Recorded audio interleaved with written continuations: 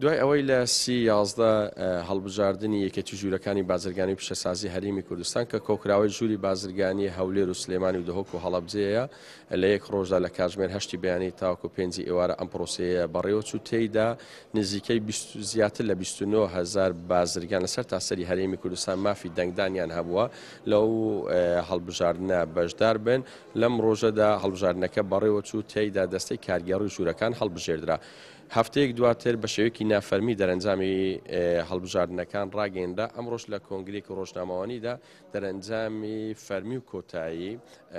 هەڵبژاردننی ژوورەکان ڕاگەیەندا لە ژووری بازرگانی هەولێر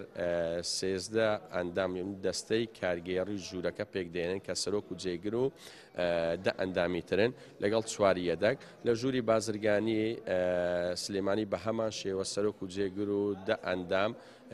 چواری یەدەگیشی هەیە لە ژووری بازرگانی دهۆک سەرۆک و جێگر و 11 ئەندامن کە کۆکراوی هەمویان پێک دێنن چواری شێدەگە لە ژووری بازرگانی هەڵەبجە